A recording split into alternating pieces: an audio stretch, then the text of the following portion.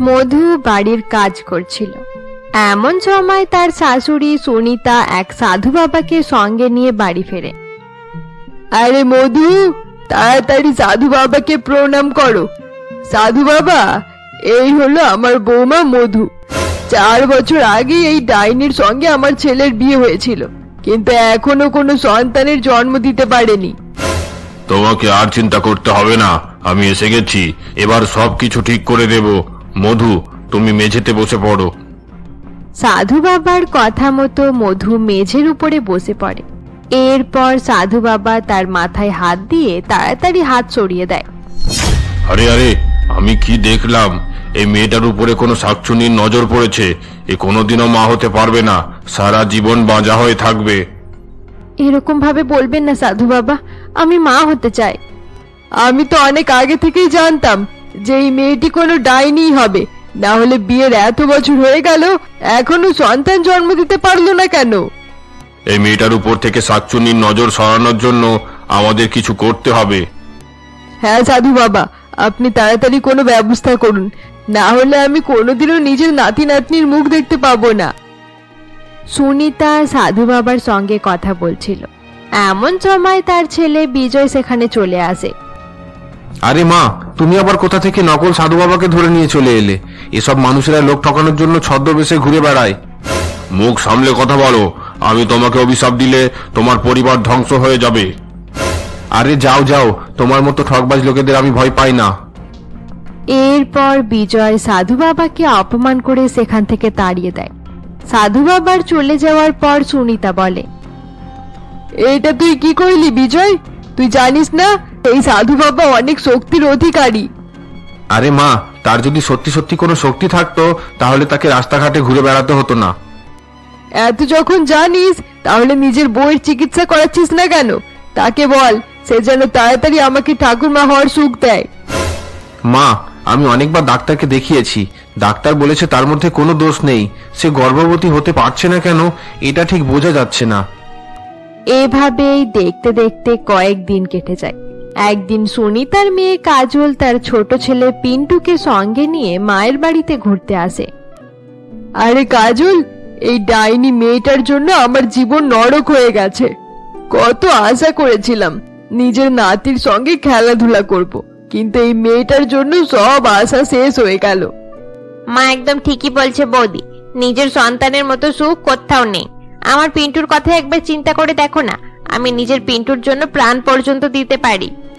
কিন্তু দিদি, আমি কি করব কিছুই তো বুঝতে পারছি না। তুমি কোনো ভালো জায়গা থেকে নিজের চিকিৎসা করাও। তুমি এটা ভেবে নিয়ে না যে কোনো ছেলেকে পালতে নিয়ে নেবে, কারণ মা কোনোদিনও অ্যাডপ্ট করা সন্তান এই বাড়িতে আসতে দেবে না। আমি ঠিক বলছি তো মা? হ্যাঁ হ্যাঁ, তুই ঠিকই বলছিস কাজল। পালতে নেওয়া সন্তানের ব্যাপারে আমি তো ভাবতেও পারবো না।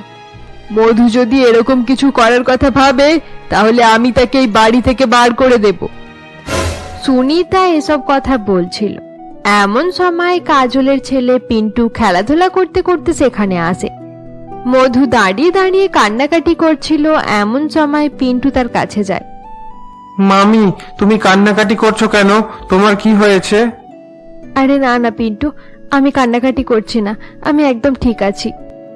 মধু খুব ভালোভাবে পিন্টুর খেয়াল রাখতো, তাই পিন্টু মধুকে অনেক ভালোবাসতো। মধু এবং পিন্টুর ভালোবাসা দেখে সুনিতা আর কাজলের প্রচন্ড রাগ হতো। নিজের সন্তান নেই তাই অন্য কারোর সন্তানকে নিয়ে টানাটানি করছে। তুমি একদম ঠিকই বলেছো মা, আমি চাই না মধুর পাল্লায় পড়ে আমার ছেলেটা হাতছাড়া হয়ে যাক। কি রে পিন্টু, এদিকে আয়। সারাদিন মামি মামি করতে থাকে। শাশুড়ি এবং ননদের মুখে এরকম কথা শুনে মধু অনেক দুঃখী হয়ে যায় এবং রান্নাঘরে গিয়ে কাজ করতে শুরু করে দেয়। অপরদিকে সুনিতা কাজলের সঙ্গে তার রুমে চলে যায়। আরে মা, আমার মনে হচ্ছে দাদার দ্বিতীয় বিয়ে দিয়ে দিলেই খুব ভালো হবে, তবেই তুমি নাতির মুখ দেখতে পাবে। বৌদির ভরসায় থাকলে কিচ্ছু হবে না। তুই একদম ঠিকই বলছিস কাজল, একটা ভালো সময় দেখে বিজয়ের সঙ্গে এই ব্যাপারে কথা বলতে হবে। ঠিক আছে মা, তুমি দাদার সঙ্গে কথা বলে নিও। আমার পরিচিত কয়েকজন ভালো ভালো মেয়ে আছে, একবার দাদা রাজি হয়ে গেলে আমি তোমাকে তাদের সঙ্গে আলাপ করিয়ে দেব। সুনিতা যখন তার মেয়ের সঙ্গে এসব বিষয়ে কথা বলছিল এমন সময় রুমের বাইরে থেকে মধু তাদের সমস্ত কথা শুনে ফেলে এবং কান্নাকাটি করতে করতে নিজের রুমে চলে যায়। এতদিন পর্যন্ত আমার অপমান করত, কিন্তু এখন আমার স্বামীকে কেড়ে নিতে চাইছে। বিজয়ের দ্বিতীয় বিয়ে হয়ে গেলে আমি বাঁচতে পারবো না। ঈশ্বর, তুমি কোনো পথ দেখাও, আমাকে না হলে আত্মহত্যা করতে হবে। এভাবেই দেখতে দেখতে সেই দিনটা কেটে যায়।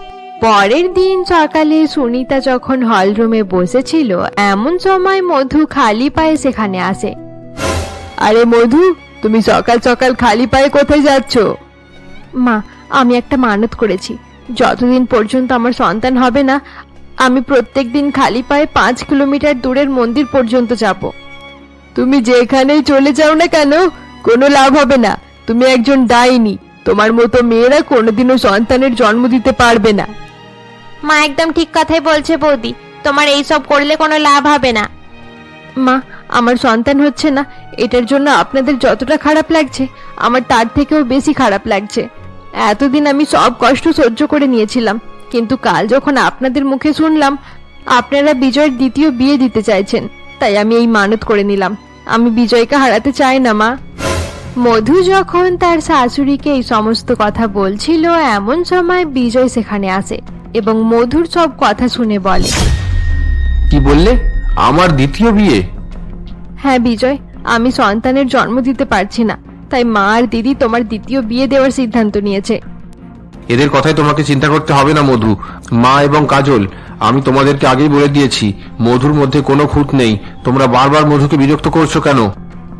আমি তোর বেকার কথা শুনতে চাই না বিজয়, তোর বউকে বল তাড়াতাড়ি সন্তানের জন্ম দিতে। মধু, তোমাকে এসব নিয়ে ভাবতে হবে না। তুমি যাও, গিয়ে নিজের মানত পূরণ করো, হয়তো তোমার আস্থার জোরে আমাদের সন্তান হয়ে যেতে পারে। এরপর মধু খালি পায়ে বাড়ি থেকে বেরিয়ে পড়ে এবং 5 কিলোমিটার দূরের একটি মন্দিরে যায়। এভাবেই মধু প্রত্যেক দিনই সেই মন্দিরে যেতে শুরু করে এবং দেখতে দেখতে 3 মাস কেটে যায়। মধু, অনেক দিন হয়ে গেল, আমার মনে হয় এবার তোমাকে এসব বন্ধ করে দেওয়া দরকার। খালি পায়ে অত দূর পর্যন্ত হাঁটতে হাঁটতে তোমার পায়ে কত আঘাত লেগেছে, এরকম ভাবে তুমি অসুস্থ হয়ে পড়বে। না বিজয়, আমি এত সহজে হার মানবো না।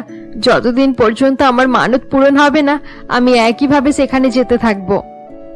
এভাবেই দেখতে দেখতে আরো 3 মাস কেটে যায় এবং একদিন হঠাৎ মধু কাজ করতে করতে অজ্ঞান হয়ে যায়।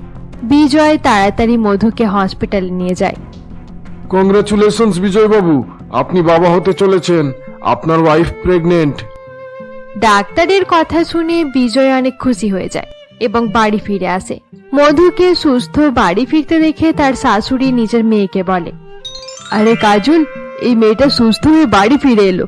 বিজয় এমন ভাবে হসপিটালে নিয়ে গিয়েছিল যেন আর বাঁচবে না। এই ডাইনিটা মরে গেলে আমি নিজের ছেলের দ্বিতীয় বিয়ে দিতে পারতাম। তুমি একদম ঠিকই বলেছো মা, তাছাড়া দুজনকে অনেক হাসি খুশিও মনে হচ্ছে। আরে বিজয়, তোদেরকে এত হাসি খুশি মনে হচ্ছে কেন? মধুর সঙ্গে থাকতে থাকতে তুইও কি নাটক করতে শুরু করে দিয়েছিস নাকি? আরে মা, আমি তোমাকে এমন খবর দেব যেটা শোনার পর তুমি অনেক খুশি হয়ে যাবে। তুমি ঠাকুমা হতে চলেছো, মধু প্রেগনেন্ট। থাক থাক, আমাকে এত বড় মিথ্যা কথা বলতে হবে না।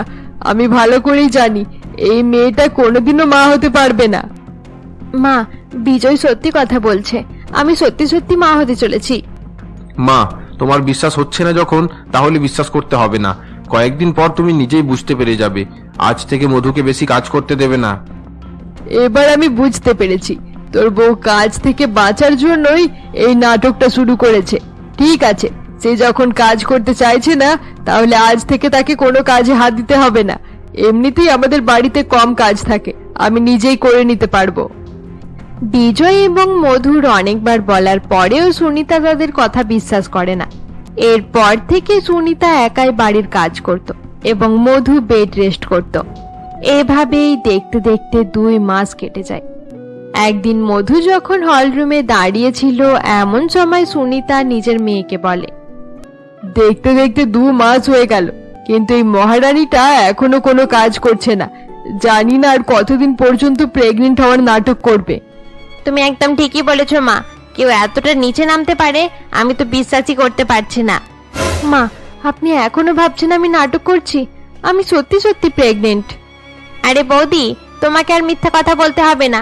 তুমি কত রকমের নাটক করতে পারো আমরা বুঝতে পেরে গেছি। ঠিক আছে, আমি আপনাদেরকে জোর করে বোঝানোর চেষ্টা করব না। কিছুদিন পর থেকে যখন পেট দেখা যাবে তখন আপনি নিজেই বুঝতে পেরে যাবেন। তার মানে তুই এখনো বাড়ির কাজ করবি না, তাই তো? মা, ডাক্তার আমাকে কাজ করতে বারণ করেছে। আমি চাই না বাড়ির কাজ করতে গিয়ে আমার সন্তানের কোনো রকম ক্ষতি হয়ে যাক। ঠিক আছে, আমার সামনে অত ড্রামা করতে হবে না। এমনিতেই বিজয় আদেশ করে দিয়েছে আমরা যেন তোকে দিয়ে কোনো কাজ না করাই। আমি তো এই বাড়ির চাকর হয়েই রয়ে গেছি। তুমি একদম ঠিকই বলেছো মা। তোমার সঙ্গে সঙ্গে আমাকেও বাড়ির কাজ করতে হচ্ছে। আমি নিজের শ্বশুর বাড়িতেও কাজ করে করে পাগল হয়ে যাই, আর নিজের মায়ের বাড়িতে এসেও কাজ করতে হয়। আমার জীবনটাই বেকার হয়ে গেল। শাশুড়ি এবং ননদ এভাবেই মধুকে বারবার অপমান করত। দেখতে দেখতে 4 মাস হয়ে যায় এবং মধুর পেট দেখা যেতে শুরু করে। একদিন মধু যখন হলরুমে বসেছিল এমন সময় তার শাশুড়ি দূর থেকে তাকে দেখে কাজলের সঙ্গে কিছু কথা বলতে শুরু করে। আরে কাজল, মধুর পেটের দিকে দেখ। তোর কি মনে হয় সে কি সত্যি সত্যি প্রেগনেন্ট, নাকি খেয়ে খেয়ে মোটা হয়ে গেছে? অতটাও বড় পেট নয় মা, আমার তো মনে হচ্ছে সে বসে থাকতে থাকতে মোটা হয়ে গেছে। এভাবেই দেখতে দেখতে আরো কয়েকদিন কেটে যায়। মধু বেশিরভাগ সময় অসুস্থ থাকতো এবং বারবার বমি করত। একদিন মধু যখন নিজের রুমে ছিল এমন সময় সুনিতা তার কাছে যায়। আরে বৌমা, আমাকে ক্ষমা করে দাও। এবারে আমি বুঝতে পেরে গেছি যে তুমি সত্যি সত্যিই প্রেগনেন্ট। এতদিন পর্যন্ত আমি ভাবছিলাম তুমি আমাকে মিথ্যা কথা বলছো। এতে আপনার কোনো ভুল নেই মা। আমি এত বছর থেকে আপনাকে এই সুখবর দিতে পারিনি, তাই আপনার বিশ্বাস হতে দেরি হয়েছে। আমার অনেক আনন্দ হচ্ছে, আমি ঠাকুরমা হতে চলেছি। সুনিতা এই বলে রুম থেকে বেরিয়ে পড়ে এবং নিজের মেয়ের কাছে গিয়ে তাকে এই সুখবর দেয়। আরে মা, এটা তুমি কি বলছো? বৌদি সত্যি সত্যি প্রেগনেন্ট? আরে হ্যাঁ, আমি একদম ঠিকই বলছি। আমি তার পেটে হাত দিয়ে দেখেছি। আজ আমি অনেক খুশি। মা, এতে এত খুশি হওয়ার কি আছে? বৌদি পৃথিবীর প্রথম মহিলা নয় যে প্রেগনেন্ট হয়েছে। প্রত্যেকদিন কেউ না কেউ প্রেগনেন্ট হতেই থাকে। তুই চুপ কর কাজল। ঠাকুরমা হলে যে কত আনন্দ হয় এটা তুই বুঝতে পারবি না। মায়ের মুখে এরকম কথা শুনে কাজল আর কিছু বলে না। এরপর থেকে সুনিতা খুব ভালোভাবেই তার বৌমায়ের খেয়াল রাখতো এবং সব সময় তার সঙ্গেই থাকতো। দেখতে দেখতে 8 মাস পূরণ হয়ে যায়। এক রাতে সকলে যখন ঘুমিয়েছিল এমন সময় মধুর শরীর খারাপ হয়ে যায়। আরে মধু, হঠাৎ করে তোমার কি হয়ে গেল? তাড়াতাড়ি তোমাকে নিয়ে হাসপাতালে যেতে হবে, না হলে কোনো বিপদ হয়ে যেতে পারে। এরপর বিজয় এবং বাকি সকলে মধুকে হসপিটালে নিয়ে যায়। পেশেন্টের অবস্থা অনেক খারাপ। 8 মাসের মধ্যেই তার লেবার পেন শুরু হয়ে গেছে। আমরা অপারেশন শুরু করতে যাচ্ছি, আপনারাও প্রার্থনা করুন। মা, ডাক্তারের কথা শুনে মনে হচ্ছে অবস্থা অনেক খারাপ। তাছাড়া 8 মাসের মধ্যে লেবার পেন কতটা ভয়ঙ্কর এটা তো তুমি জানো। আমার মনে হয় না সবকিছু ঠিকঠাক থাকবে বলে। তুই চুপ কর কাজল। আমি প্রার্থনা করছি যেন তাদের কিছু না হয়। এত বছর পর আমি নিজের নাতির মুখ দেখতে চলেছি। তার কিছু হয়ে গেলে আমি আর বাঁচবো না। আসলে সুনিতা নিজের বৌমাকে ভালোবাসতো না। সে শুধুমাত্র নিজের নাতির জন্যই আগ্রহী ছিল। সুনিতা কান্নাকাটি করতে থাকে এবং তার নাতির সুস্থতার জন্য প্রার্থনা করতে থাকে। এভাবেই দেখতে দেখতে অনেক সময় কেটে যায় এবং অপারেশন থিয়েটার থেকে ডাক্তারবাবু বাইরে আসেন। আপনাদেরকে আর চিন্তা করতে হবে না। বাচ্চা এবং মা দুজনেই সুস্থ আছে। আপনাদের পুত্র সন্তান হয়েছে। Thank you very much doctor. ধন্যবাদ ডাক্তারবাবু, আপনি আমাদেরকে অনেক ভালো খবর দিয়েছেন। বউয়ের কথা চিন্তা করতে করতে আমি পাগল হয়ে যাচ্ছিলাম। মধুকে হসপিটালে কয়েকদিন রাখার পর সকলে তাকে বাড়ি ফিরিয়ে আনে। সুনিতা ঠাকুরমা হতে পেরে অনেক খুশি ছিল এবং এলাকার সকলকে মিষ্টি বিতরণ করতে শুরু করে দেয়। আরে সবাই মিষ্টি খাও, আমি ঠাকুরমা হয়েছি। আমার নাতি হয়েছে নাতি। আজ আমি সকলকে মিষ্টি খাওয়াবো। এভাবেই দেখতে দেখতে 1 সপ্তাহ কেটে যায়। একদিন সুনিতা যখন তার নাতিকে নিয়ে হলরুমে বসেছিল এমন সময় কাজল সেখানে আসে। মা, তুমি আমার শ্বশুর বাড়িতে ফোন করেছিলে? পিন্টুর বাবা কাল আমাকে নিতে আসবে বলছে। আরে হ্যাঁ, আমি তোর শ্বশুর বাড়িতে ফোন করে সব ঝামেলা মিটিয়ে দিয়েছি। ওখানে তোর আর কোনো রকম সমস্যা হবে না। তোর শাশুড়ি বলে দিয়েছে এবার থেকে বাড়িতে একটা কাজের লোক রেখে নেবে, তোর কাজ অনেকটা কমে যাবে। তাহলে ঠিক আছে, বেশি কাজ করতে হলে আমি সেখানে যেতাম না। এইসব কিছু আমার নাতির জন্যই হয়েছে। আমার নাতি এই পৃথিবীতে আসার সঙ্গে সঙ্গে তোর শ্বশুর বাড়ির ঝামেলা ঠিক করে দিল। আমার নাতি সকলের জন্য অনেক লাকি। মায়ের মুখে মধুর ছেলের ব্যাপারে ভালো ভালো কথা শুনে কাজলের খুব একটা ভালো লাগে না। পরের দিন সকালে কাজলের স্বামী আসে এবং তাকেও তার ছেলে পিন্টুকে নিয়ে সেখান থেকে চলে যায়। কয়েকদিন পর সুনিতা তার নাতির নামকরণ করে এবং তার নাম রাখা হয় রাজু। সুনিতা সবসময় নিজের নাতিকে নিজের সঙ্গেই রাখত এবং মধুকে তার কাছাকাছি যেতে দিত না। মা, রাজুকে আমার কাছে দিন, আমি তাকে স্নান করিয়ে দেব। রাজু স্নান করা নিয়ে তোমাকে অত ভাবতে হবে না। তুমি স্নান করাতে গেলে তার কোনো রকম আঘাত লেগে যেতে পারে। আমি নিজের নাতিকে স্নান করাবো। মা, আমি অনেক সাবধানে তাকে স্নান করাবো। তোমাকে বেশি সাবধান হতে হবে না। যাও, বাড়ির অন্যান্য কাজগুলো পড়ে আছে, সেগুলো গিয়ে করো। শাশুড়ির মুখে এরকম কথা শুনে মধু অনেক দুঃখী হয়ে যায় এবং সেখান থেকে চলে যায়। এভাবেই মধুর দিন কাটছিল। একদিন মধু যখন তার ছেলের জন্য দুধ গরম করছিল, এমন সময় সুনিতা সেখানে যায়। এটা তুমি কি করছো? আমি রাজুর জন্য দুধ গরম করছি। তোমাকে আমার নাতির জন্য কিচ্ছু করতে হবে না। বাচ্চাদেরকে কিভাবে মানুষ করতে হয় তোমার সেসব ব্যাপারে কোনো আইডিয়া নেই। এই কাজ আমাকেই করতে দাও। সুনিতা এই বলে মধুকে তাড়িয়ে দেয় এবং রাজুর জন্য দুধ গরম করতে শুরু করে। এভাবেই সুনিতা রাজুর সমস্ত কাজ একাই করত। সে মধুকে তার ছেলের কোনো কাজ করতে দিত না। এসব থেকে বিরক্ত হয়ে একদিন মধু বিজয়কে বলে, আরে বিজয়, মা আমাকে রাজুর কোনো কাজ করতেই দেয় না, এমনকি আমি তাকে কোলে নিতে গেলেও আমাকে বারণ করে দেয়। আরে, এটা তো অনেক ভালো কথা। মা খুব ভালোভাবে রাজুর খেয়াল রাখছে। রাজুকে নিয়ে তোমার খাটাখাটনি একটু কম হবে। কিন্তু বিজয়, এভাবে চলতে থাকলে রাজু আমার থেকে অনেক দূরে হয়ে যাবে। সে আমাকে মায়ের সম্মান দেবে না। আরে না না, এরকম কোনোদিনও হবে না। তুমি তার মা, সন্তান আবার মায়ের থেকে দূরে হতে পারে? এভাবেই দেখতে দেখতে 24 বছর পার হয়ে যায়। রাজু তার কলেজের ফাইনাল ইয়ারে উঠে পড়ে। আমার নাতি জোয়ান হয়ে গেছে, আর কয়েকদিন পর বাড়িতে সুন্দর একটা নাত বউ আসবে। আরে ঠাকুমা, তুমি এরকম কথা বলছো কেন? এখন আমি বিয়ে টিয়ের কথা শুনতে চাই না। আরে রাজু, তোর বিয়ের বয়স তো হয়ে গেল। এবার আমরা তোর জন্য একটা সুন্দর মেয়ে খুঁজতে শুরু করে দেব। আপনি একদম ঠিকই বলছেন মা, রাজুর জন্য আমাদেরকে মেয়ে দেখতে হবে। মা, তোমাকে আমার জন্য মেয়ে দেখতে হবে না। তোমার উপর আমার একদম বিশ্বাস নেই। তুই এরকম করে কেন বলছিস বাবা? আমি তোর মা। হ্যাঁ, আমি জানি তুমি আমার মা, কিন্তু আমি ঠাকুমাকে সবচেয়ে বেশি ভালোবাসি। ঠাকুমা ছেলেবেলা থেকে আমার খেয়াল রেখেছে। একদম ঠিক বলেছিস রাজু, এর কথা একদম শুনতে হবে না। তোর কথা শুনে আজ আমি অনেক খুশি হয়েছি। সুনিতা প্রথম থেকেই রাজুকে নিজের কাছে রাখায় রাজু বড় হওয়ার পর তার বাবা মায়ের সম্মান করত না। সে শুধুমাত্র তার ঠাকুমাকেই ভালোবাসতো। ঠাকুমা, এখন আমার জন্য মেয়ে দেখতে হবে না। আমি কয়েকদিন পর বিয়ে করব। 4 দিন পর তোর জন্মদিন। এবার তোর 24 বছর পূরণ হয়ে যাবে। আরে বাহ, আমার জন্মদিন চলে এলো। আচ্ছা ঠাকুমা, এবার জন্মদিনে আমাকে কি গিফট দেবে এটা বলো। তোকে আমি এমন উপহার দেব যেটা দেখে তুই অনেক খুশি হয়ে যাবি।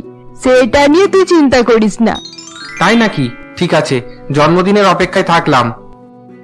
এভাবেই দেখতে দেখতে 4 দিন কেটে যায় এবং রাজুর জন্মদিন চলে আসে। বাড়ির সকলে খুব আনন্দ করে রাজুর জন্মদিন সেলিব্রেট করে এবং সুনিতা দেবী রাজুর হাতে একটি কাগজ দেয়। আরে ঠাকুমা, এটা কি দিচ্ছ? এটা তো দেখে মনে হচ্ছে কোনো লাভ লেটার। তুমি কি এই বয়সে আমাকে লাভ লেটার দিচ্ছ? কি দিয়েছি আগে খুলে তো দেখ, তারপর বলবি। আমার বিশ্বাস এটা দেখে তুই অনেক খুশি হয়ে যাবি। আচ্ছা ঠিক আছে ঠিক আছে, দেখছি। রাজু তার ঠাকুরমার কথা মতো সেই কাগজটি খুলে দেখে এবং দেখার সঙ্গে সঙ্গে রাজু অনেক খুশি হয়ে যায়। আসলে তারা যেই বাড়িতে থাকতো সেই বাড়িটি সুনিতা দেবী রাজুর নামে লিখে দিয়েছিল। এই বাড়িটা আমার ছিল, আজ থেকে এটা তোর হয়ে গেল। উপহার পছন্দ হয়েছে তো? ঠাকুমা, তুমি আমার মন খুশি করে দিলে। Thank you very much. আরে ঠিক আছে ঠিক আছে, এত বেশি আর নাম করতে হবে না। রাজুকে খুশি দেখে তার বাবা মা অনেক খুশি হয়ে যায়। এভাবেই দেখতে দেখতে কয়েকদিন কেটে যায় এবং রাজু তার কলেজে শিল্পা নামের একটি মেয়ের সঙ্গে প্রেম করতে শুরু করে। শিল্পা, আমাদের রিলেশনশিপে 6 মাস হয়ে গেল। তোমার সঙ্গে দিনগুলো কত তাড়াতাড়ি কেটে যাচ্ছে বুঝতেই পারছি না। আমারও একই অবস্থা রাজু, আমি তোমাদের বাড়িতে যাওয়ার জন্য অনেক এক্সাইটেড। চিন্তা করো না, খুব তাড়াতাড়ি তোমাকে নিয়ে যাব, তারপর নতুন ভাবে আমাদের জীবন শুরু করব। রাজু এবং শিল্পা কিছু সময় পর্যন্ত ঘোরাফেরা করার পর দুজনে নিজের নিজের বাড়ি ফিরে যায়। রাজু বাড়ি ফিরে দেখে তার বাবা মা এবং ঠাকুমা একসঙ্গে বসে কিছু আলোচনা করছে। বাবা রাজু, তুই একদম ঠিক সময়ে এসেছিস। আমরা তোর জন্য কয়েকটা ভালো ভালো মেয়ের ছবি নিয়ে এসেছি। একবার এগুলো দেখে বল কোনটা বেশি ভালো। ঠাকুমা, তোমাকে এতবার বারণ করার পরেও আমার জন্য মেয়ে দেখতে গেলে কেন? তুমি কি আমার সাধারণ কথা বুঝতে পারছো না? আমি এখন বিয়ে করতে চাই না। আরে রাজু, নিজের ঠাকুমার সঙ্গে এভাবে কথা বলছিস কেন? বিয়ে করতে চাস না ঠিক আছে, কিন্তু এতে এত রেগে যাওয়ার কি আছে? তোমরা সহজভাবে আমার কথা বুঝতে পারছো না, তাই আমাকে রেগে যেতে হচ্ছে। আমি পরিষ্কার বলে দিচ্ছি, আমি এখন বিয়ে করতে পারবো না। রাজু এই বলে রাগ করে নিজের রুমে চলে যায়। রাজুর চলে যাওয়ার পর তার মা বলে, আরে বিজয়, আমার মনে হচ্ছে রাজু কোনো মেয়েকে পছন্দ করে, কিন্তু সে আমাদেরকে সেই মেয়ের ব্যাপারে বলতে পারছে না। হয়তো আমাদেরকে বলতে লজ্জা পাচ্ছে। চিন্তা করো না, কাল আমি তার রুমে খোঁজাখুঁজি করে দেখব। রাজু কাকে ভালোবাসে সে ব্যাপারে জানা যাবে। পরের দিন সকালে রাজু কলেজে চলে যাওয়ার পর বিজয় তার রুমে যায় এবং আলমারিতে খোঁজাখুঁজি করতে থাকে। খুঁজতে খুঁজতে বিজয় ফাইলের ভেতর থেকে একটি কাগজ পায়। সেটা দেখে বিজয় অবাক হয়ে যায়। তাহলে এই ব্যাপার, এই কারণে রাজু বিয়ে করতে চাইছিল না। কি হয়েছে বিজয়? এটা কিসের কাগজ? রাজু কেন বিয়ে করতে চাইছে না? এটা বিয়ের রেজিস্ট্রি পেপার। তোমার ছেলে শিল্পা নামের এক মেয়ের সঙ্গে কোর্ট ম্যারেজ করে নিয়েছে। বিজয়ের কথা শুনে মধু অবাক হয়ে যায়। এরপর বিকেল বেলায় রাজু বাড়ি ফিরলে বিজয় তাকে বলে, রাজু, আমি তোকে বারবার জিজ্ঞাসা করলাম যে কোনো কথা থাকলে আমাকে বল, কিন্তু তুই আমাদের কিছু বললি না। এই দেখ, তোর রুম থেকে আমি তোর বিয়ের কাগজ পেয়েছি। রাজু, আমরা সেরকম বাবা মা নয় যে তোর ইচ্ছের বিরুদ্ধে গিয়ে অন্য কারোর সঙ্গে তোর বিয়ে দিয়ে দেব। তুই আমাদেরকে আগে কিছু বলিসনি কেন? অকম্মা ছেলে কোথাকার! আগে যদি আমাদের সব সত্যি কথা জানিয়ে দিতি তাহলে আমরা তোর কথা মেনে নিতাম। আজ বুঝতে পেরে গেলাম তোর কাছে আমাদের কোনো সম্মান নেই। তোর মতো বেকার ছেলেকে আমি এই বাড়িতে থাকতে দেব না। বেরিয়ে যা আমার বাড়ি থেকে। আরে বিজয়, তুমি এরকম করে বলছো কেন? তুমি চুপ করো মধু, তোমাকে এই ব্যাপারে কিছু বলতে হবে না। বিজয় রাজুকে রাগারাগি করছিল। এমন সময় রাজুর ঠাকুমা সুনিতা সেখানে চলে আসে। আরে বিজয়, কি হয়েছে? এত চেঁচামেচি করছিস কেন? শুধু শুধু আমার নাতিকে রাগারাগি করছিস কেন? কি হয়েছে তুমি শুনতে চাও? এই দেখো, তোমার নাতি আমাদের কিছু না জানিয়ে বিয়ে করে নিয়েছে। এই হলো বিয়ের কাগজ। হায় হায় রাজু, তুই বিয়ে করে নিলি আর আমাদেরকে জানালি না? আমাকে অন্তত জানিয়ে দিতে পারতিস। রাজু, এই মুহূর্তে বাড়ি থেকে বেরিয়ে যা, তোকে আমি এখানে থাকতে দেব না। বাবা বিজয়, এভাবে রাগারাগি করিস না। ছোটদের থেকে এরকম ভুল হয়ে যায়, তাকে তুই ক্ষমা করে দে। বিজয় তার মায়ের কথা শোনে না এবং রাজুর হাত ধরে তাকে বাড়ি থেকে বার করে দেওয়ার জন্য এগিয়ে যায়। বিজয়কে এরকম করতে দেখে মধু কান্নাকাটি করতে শুরু করে দেয়। বিজয়, আমি তোমার কাছে হাত জোড় করছি, তুমি রাজুকে বাড়ি থেকে বার করবে না। রাজু না থাকলে আমি মরে যাব। আরে মধু, আমিও রাজুকে বাড়ি থেকে বার করতাম না। আমি শুধু এটা দেখতে চাইছিলাম যে রাজু নিজের ভুল বুঝতে পেরেছে নাকি পারেনি। কিন্তু আমি বুঝতে পেরে গেলাম যে এত বড় ভুলের জন্য রাজুর একটু আফসোস নেই।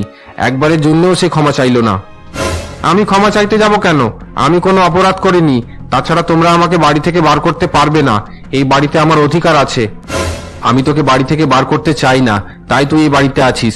আমি যদি ভেবে নিতাম তাহলে তোকে কেউ এই বাড়িতে রাখতে পারতো না। বাবা রাজু, আর কোন রকম ঝামেলা করিস না। এবারে তুই নিজের রুমে যা। দেখলে তো মধু, তুমি যেই ছেলের উপর এত বিশ্বাস করতে, যাকে এত ভালোবাসতে, তার কাছে আমাদের কোনো গুরুত্ব নেই। বিজয়ের কথা শুনে মধু অনেক দুঃখী হয়ে যায়।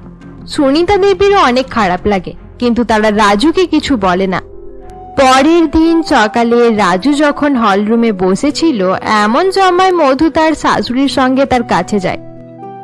আরে রাজু, আমার নাত বউকে বাড়িতে নিয়ে আয়, সেই বাড়ির বৌমা হয়ে গেছে, এখন আলাদা থাকলে চলবে না। আরে মা, এভাবে আনা ঠিক হবে না, আগে তার বাবা মায়ের সঙ্গে কথা বলতে হবে। রাজু, তুই আমাকে অ্যাড্রেসটা দিয়ে দে, আমি তাদের সঙ্গে গিয়ে কথা বলে নেব।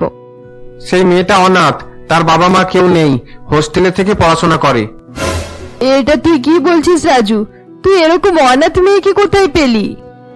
আরে ঠাকুমা, কলেজে পড়াশোনা করতে করতে তার সঙ্গে আমার যোগাযোগ হয়েছে। 6 মাস থেকে আমরা একে অপরকে পছন্দ করতাম। সে যাই হোক, মেয়েটার বাড়ির ব্যাপারে কোনো খোঁজ না নিয়েই তুই তার সঙ্গে বিয়ে করে নিলি। কে জানে মেয়েটার বাবা মা কিরকম ছিল। ঠাকুমা, কাল এসবের জন্য আগেই অনেক ঝামেলা করে দিয়েছো, আজ আবার শুরু করে দিও না। কি বললি? আমরা ঝামেলা করেছি? এসব কিছু তোর কারণেই হয়েছে রাজু, তুই এরকম কিছু না করলে কোনোদিনও ঝামেলা হতো না। তোমরা যদি এভাবে বাড়িতে অশান্তি করতে থাকো তাহলে আমি শিল্পাকে এই বাড়িতে আনবো না। আমি প্রতিদিন ঝামেলা দেখতে চাই না। আরে না রাজু, আমাদের বাড়িতে অশান্তি হবে না। মা, আপনি রাজুকে আর কিছু বলবেন না। বাবা রাজু, তুই বৌমাকে নিয়ে চলে আয়। এরপর সেদিন রাতের বেলা রাজু শিল্পাকে নিয়ে বাড়ি ফেরে। মধু পূজার থালা নিয়ে শিল্পার গৃহ প্রবেশ করে। আরে শিল্পা, তোমাকে তো অনেক সুন্দর দেখতে। এটা আমি খুব ভালো করেই জানি আন্টি, আপনার ছেলে আমাকে অনেকবারই এই কথাটি বলে দিয়েছে। আরে বৌমা, আন্টি বলতে হবে না, আমি তোমার শাশুড়ি মা হই, তাই তুমি আমাকে মা বলে ডাকতে পারো। ঠিক আছে মা।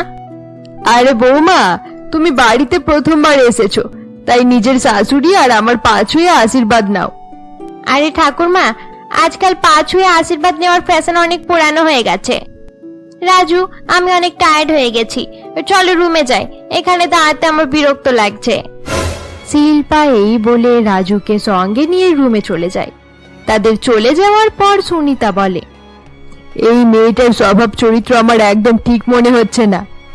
আমার ছেলে আনন্দে থাকুক, এটাই আমার জন্য যথেষ্ট মা।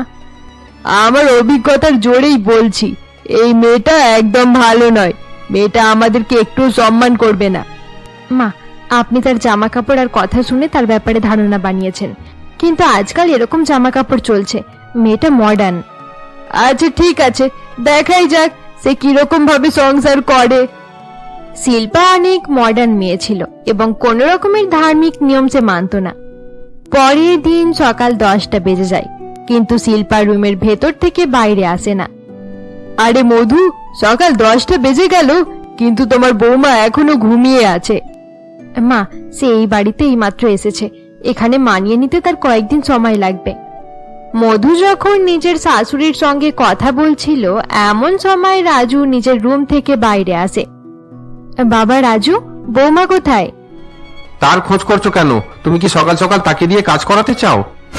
আরে না না, আমি তাকে কাজ করানোর জন্য বলছি না, আমি তো এমনিই জিজ্ঞাসা করছি যে বৌমা এখনো রুমের বাইরে আসেনি কেন। সে বাড়িতে এসে একদিন পূরণ হলো না, আর তুই তার পেছন পেছন ঘুরে বেড়াচ্ছিস। সুনিতা যখন রাজুকে এসব কথা বলছিল এমন সময় শিল্পা একটি ছোট নাইট ড্রেস পরে রুমের বাইরে আসে। হায় হায়, এই মেয়েটার কি একটু লজ্জা শরম কিচ্ছু নেই? এরকম জামা পরে রুমের বাইরে বেরিয়ে এসেছে। তাতে কি হয়েছে ঠাকুমা? এসব তো আজকালকার নতুন ফ্যাশন, আপনি অনেক পুরানো চিন্তা ভাবনার মানুষ।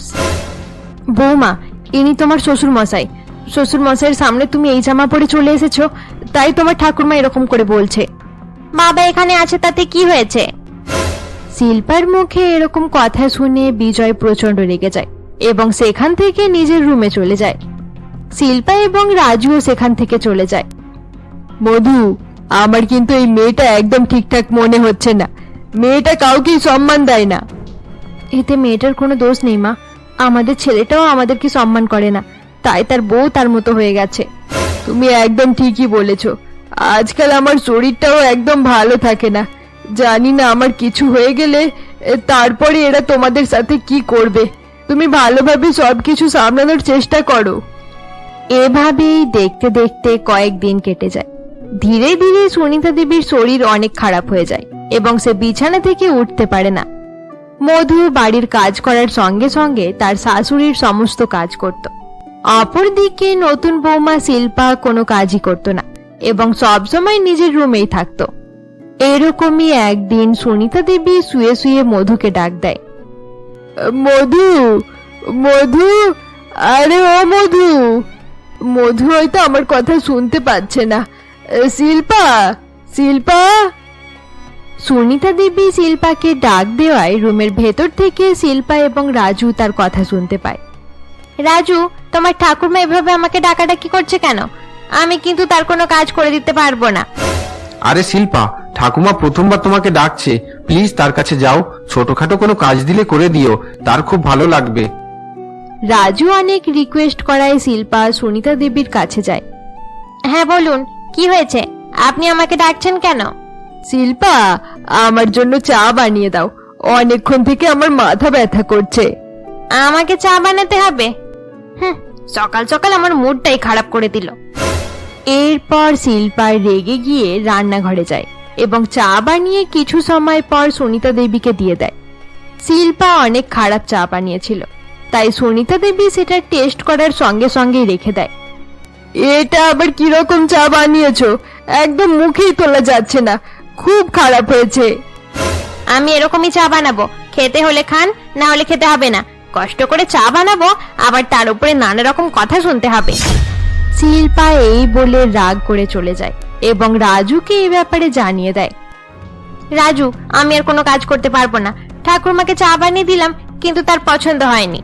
এভাবে রাগ করতে নেই শিল্পা, এমনিতেই ঠাকুমা অনেক অসুস্থ, তাই হয়তো তোমার চা পছন্দ হয়নি। এভাবেই দেখতে দেখতে আরো কয়েকদিন কেটে যায় এবং অসুস্থ থাকতে থাকতে সুনিতা দেবী মারা যায়। রাজু নিজের ঠাকুরমাকে অনেক ভালোবাসতো, তাই ঠাকুমা মারা যাওয়ায় রাজু অনেক কষ্ট পায়। এভাবেই আরো কিছু দিন কেটে যায় এবং রাজু ও শিল্পা আবার আগের মতোই ঘোরাফেরা করতে শুরু করে। এইরকমই এক রাতে রাজু এবং শিল্পা যখন বাড়ি ফেরে এমন সময়। অনেকদিন থেকে তোদের লক্ষ্য করছি রাজু, তোরা এত রাত রাত পর্যন্ত বাইরে থাকিস কেন? তাছাড়া তোরা বাড়ির কোনো কাজে থাকিস না। আরে বাবা, তুমি এভাবে রাজুর উপরে রাগারাগি কেন করছো? আমরা যেখানে ইচ্ছে থাকি আর যখন ইচ্ছে বাড়ি ফিরি, তাতে তোমাদের সমস্যা হচ্ছে কেন? শিল্পা, নিজের শ্বশুরের সঙ্গে কেউ এভাবে কথা বলে? ভালোভাবে কথা বলতে পারো না? মা, আপনি কিছু না বললেই ভালো হবে।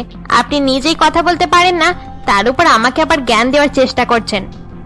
রাজু, তোর বউ আমাদের সঙ্গে এত খারাপভাবে কথা বলছে আর তুই চুপ করে দাঁড়িয়ে দাঁড়িয়ে দেখছিস?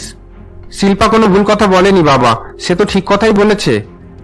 আমি তোদের এরকম খারাপ ব্যবহার সহ্য করতে পারবো না রাজু, এখানে থাকতে গেলে ভালোভাবে থাকতে হবে। বাবা, তুমি এরকম বাচ্চাদের মতো কথা বলছো কেন? তোমার হয়তো মনে নেই, এটা আমার বাড়ি, ঠাকুমা আমার নামে লিখে দিয়েছিল। তোমরা চাইলেও আমাদেরকে বাড়ি থেকে বার করতে পারবে না, তাই তোমরা যদি এখানে থাকতে চাও তোমাদেরকে সবকিছু মানিয়ে নিতে হবে, না হলে চলে যেতে পারো। এটা তুই কি বলছিস রাজু? তুই এরকম কথা বলতে পারলি? তাকে কিছু বলতে হবে না মধু, এখনো আমার এতটা সামর্থ্য আছে যে আমি তোমাকে আর নিজেকে সামলাতে পারবো, আমাকে কারো দয়ার প্রয়োজন নেই। ঠিক আছে বাবা, তাহলে এখানে আর থাকতে হবে না, তোমরা অন্য কোথাও নিজের ব্যবস্থা করে নাও। রাজুর কথা শুনে বিজয় প্রচন্ড রেগে যায় এবং রুমের ভেতরে গিয়ে জামা কাপড় প্যাক করে নেয়। মধু বিজয়কে অনেক বোঝানোর চেষ্টা করে, কিন্তু সে তার কোনো কথাই শোনে না। এরপর বিজয় মধুকে সঙ্গে নিয়ে একটি বৃদ্ধাশ্রমে চলে যায়। এবারে খুব আনন্দ হবে রাজু, আর কেউ আমাদেরকে বিরক্ত করতে পারবে না। এই পুরো বাড়িটা শুধুমাত্র আমাদের। তুমি একদম ঠিক বলেছো শিল্পা, এবার আমরা সুখে শান্তিতে থাকবো। দেখতে দেখতে 3 মাস কেটে যায়। রাজু নিজের বাবা মায়ের সঙ্গে কথা বলতো না। এরই মধ্যে শিল্পাও গর্ভবতী হয়। আজ আমি অনেক খুশি শিল্পা, আমি বাবা হতে চলেছি, থ্যাংক ইউ ভেরি মাচ। হ্যাঁ, আমিও অনেক হ্যাপি রাজু। শিল্পা গর্ভবতী হওয়ায় তারা দুজনেই অনেক খুশি ছিল। অপরদিকে রাজুর বাবা মা বৃদ্ধাশ্রমে তাদের জীবন কাটাচ্ছিল। বিশ্বাস করতে পারছি না যে আমাদেরকে এরকম দিন দেখতে হচ্ছে। আমাদের একমাত্র ছেলেটা আমাদেরকে বাড়ি থেকে বার করে দেবে, এটা আমি কোনোদিনও ভাবিনি। এই নাও মধু, আজ এই টাকাটা ইনকাম করতে পেরেছি। এভাবেই দেখতে দেখতে আরো 2 মাস কেটে যায় এবং একদিন হঠাৎ করেই শিল্পার পেট ব্যথা শুরু হয়ে যায়। রাজু তাড়াতাড়ি শিল্পাকে নিয়ে হসপিটালে যায়। সেখানে ডাক্তার কিছু সময় পর্যন্ত শিল্পার চিকিৎসা করার পর বলে, আপনার ওয়াইফের মিসক্যারেজ হয়ে গেছে, অনেক রকমের টেস্ট করলাম কিন্তু কোনো বিশেষ কারণ জানা যায়নি। রাজু, এসব কি হয়ে গেল? আমি কত হ্যাপি ছিলাম, কিন্তু সব খুশি একবারই শেষ হয়ে গেল। আপনারা এভাবে ভেঙে পড়বেন না, পরের বার একটু ভালোভাবে নিজের দিকে খেয়াল রাখবেন। এভাবে কান্নাকাটি করো না শিল্পা, যেটা হয়ে গেছে সেটা চেঞ্জ করা যাবে না। এরপর রাজু শিল্পাকে সঙ্গে নিয়ে বাড়ি ফিরে যায়। কয়েকদিন পর শিল্পা আবার গর্ভবতী হয় এবং এইবারে শিল্পা খুব ভালোভাবেই নিজের খেয়াল রাখতে শুরু করে। এবার একটুও অবহেলা করবে না শিল্পা, আগের বারের মতো কিছু না হয়। রাজু, তুমি তো জানো আমি নিজের কত ভালোভাবে খেয়াল রাখি। আগের বারেও আমি খুব ভালোভাবেই নিজের খেয়াল রেখেছিলাম। হ্যাঁ জানি, কিন্তু এবারে আরো ভালোভাবে খেয়াল রাখবে, কোনো রকমের ভুল করবে না। হ্যাঁ ঠিক আছে, আমি খুব ভালোভাবে খাওয়া দাওয়ার দিকে লক্ষ্য রাখবো, আর হাঁটা চলাও ঠিক মতো করবো। 1 মাস পর আবার শিল্পার শরীর খারাপ হয়ে যায় এবং হসপিটালে গিয়ে তারা জানতে পারে শিল্পার আবার মিসক্যারেজ হয়েছে। আবার কি করে মিসক্যারেজ হয়ে গেল ডাক্তারবাবু? এর পেছনে কারণ কি? রাজু, আমাদের সঙ্গে বারবার কেন এরকম হচ্ছে? ডাক্তারবাবু, এর পেছনে কি কারণ আপনি যদি না বলেন তাহলে আমরা কিভাবে চিকিৎসা করাবো? দেখুন মিস্টার রাজু, এর পেছনে কি কারণ এটা জানা যায়নি। সব রিপোর্ট নর্মাল আছে, কিন্তু তারপরেও মিসক্যারেজ কেন হয়ে গেল এটা আমরা বুঝতে পারছি না। রাজু, আমার মনে হচ্ছে আমি কোনোদিনও মা হতে পারবো না। তুমি প্লিজ কিছু একটা করো, আমি মা হতে চাই। রাজু, তুমি চিন্তা করো না শিল্পা, আমরা অন্য কোনো ভালো ডাক্তারের কাছে যাব, এবার আর কোনো সমস্যা হবে না। এরপর রাজু এবং শিল্পা ডাক্তার চেঞ্জ করে নেয়। কিছুদিন পর তৃতীয়বার শিল্পা প্রেগনেন্ট হয় এবং তখনও একইভাবে মিসক্যারেজ হয়ে যাওয়ায় তারা দুজনেই অনেক বেশি ভেঙে পড়ে। শিল্পা অনেক অসুস্থ হয়ে পড়েছিল। রাজু শিল্পাকে নিয়ে বাড়ি ফিরে আসে। রাজু এবং শিল্পা যখন হলরুমে বসেছিল এমন সময় তাদের এক প্রতিবেশী মহিলা সেখানে আসে। আরে কি হয়েছে রাজু, বৌমা এত অসুস্থ হয়ে গেল কিভাবে? আন্টি, আমি যতবার প্রেগনেন্ট হয়েছি বারবার মিসক্যারেজ হয়ে গেছে। এসব কেন হচ্ছে আমি কিছু বুঝতে পারছি না। আন্টি, আমরা বাবা মা হতে পারছি না, বারবার সন্তান নষ্ট হয়ে যাচ্ছে। এটা তো অনেক খারাপ কথা।